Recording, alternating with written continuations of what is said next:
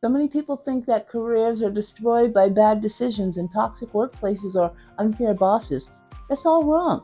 Most careers die silently, strangled by the voice in your own head that says, stay quiet, don't take the risk, you're not even good enough. And that voice shrinks you down a size or two. Your shoulders tighten, you hold back, and the moment does move on, unfortunately without you. But that voice is not the truth. It's a limiting belief that keeps you safe by keeping you small. And it quietly taxes your career opportunities, your relationships, and the recognition you deserve. Today, we're going to expose how those beliefs hijack your social and professional life, why your brain clings to them, and how to unwind them methodically so you can show up as the person your results keep hinting you already are. One of the great tragedies of high potential people is not a lack of talent, it's the self imposed restriction. It's a limiting belief, which is any thought that sets a ceiling over your behavior. I can't speak up because I'm not outgoing. There's something off about me socially. Some beliefs merely slow you down and others imprison you. The imprisoning ones don't sound dramatic, they sound reasonable. And they sound like the way it is. And because they sound reasonable, you stopped challenging them long ago. If you've been living with an invisible ceiling, you already know the symptoms.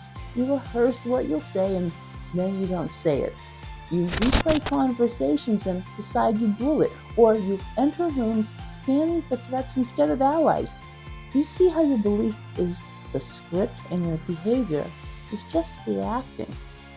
You see, beliefs have a history in your mind. It may be a teacher's public correction that initially planted a seed. Maybe a peer group assigned you a particular identity and you obligingly carried it forward into adulthood and your career. Sometimes one awkward chat looped so many times in your brain that it graduated to a label that you can't even seem to remove. Your brain loves patterns because they're easy and recognizable. For example, each time you think, I always freeze in groups, you lay down another thread in the same neural fabric. Over time, the fabric feels like skin, and those thoughts become your baseline, and your baseline becomes your behavior.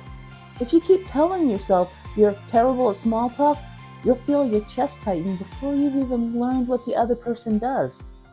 Here's the physiology that you need to understand. Your nervous system reacts to rehearsed thoughts as if they're live events. Picture walking into a room with the sentence, I don't belong here, running silently in the background. Your breath shortens, your shoulders inch upward, your eyes dart away. The body obeys the thought, and the room gives you back exactly what your body's signaling: distance.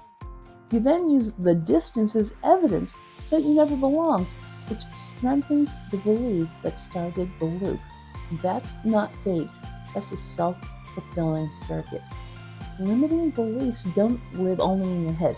They recruit your posture, your breath, your voice, and then your results, sure.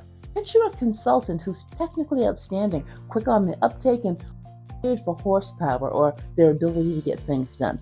Before client meetings, they think, I'm too junior to speak. Then they sit back, take notes, and wait to be called on, but they're not.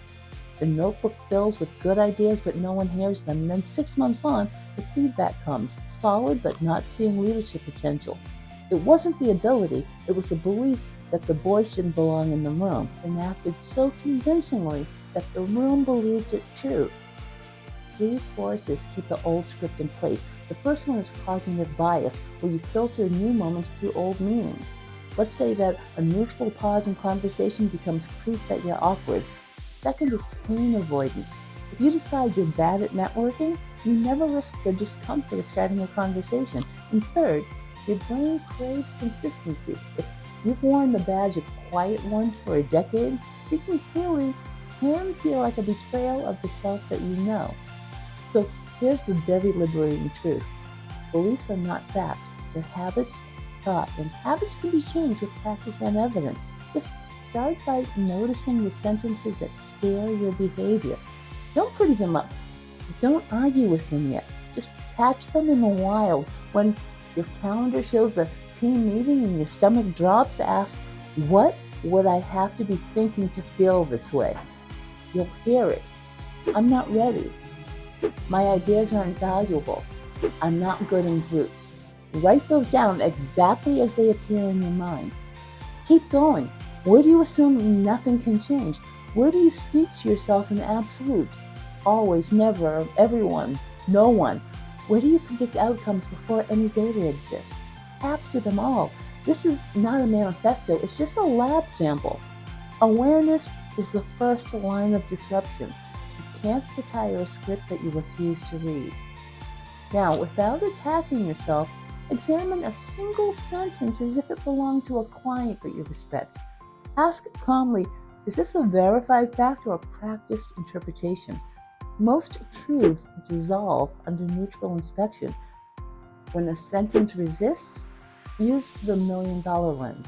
If someone paid me $1 million to do a tiny version of the thing I say I can't do, could I? If you claim you can't talk to people you've just met, could you muster a simple, hey, how's your day going, for $1 million? If you can't be confident in meetings, could you ask one clarifying question for $1 million? These hypothetical dollars expose what's truly impossible versus what's merely uncomfortable. What survives this test is either an actual constraint or a skill gap that you can train. Everything else is a protective story that's overstayed its usefulness. This is where people derail because they reach for glittery lies. Don't. You don't need, I'm the most charismatic human alive. You need believable upgrades that change your posture in real time. I can keep it simple and light, and that's often what people appreciate. My thoughtful style is value, and I can share one idea clearly today. Every room includes someone as nervous as I am. I'll look for that person first. Notice the feel of those sentences. They don't deny reality, they widen it. They create enough psychological air for behavior to change. They're sturdy enough to stand on just for right now. So pick 3 of these upgraded sentences and make them part of your morning and evening routine. Say them out loud and see yourself behaving from them. Walking into the room, asking one question, starting one harmless conversation about the coffee. Then, during the day, catch the old thought and substitute the new one in the first 5 seconds because fast swaps beat long debates. At first, it will feel like acting, and that's fine.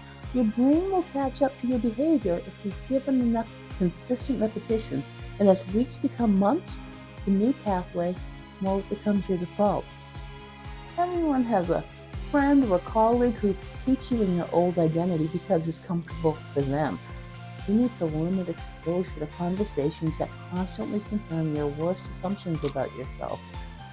Feed the system with new material that builds your confidence.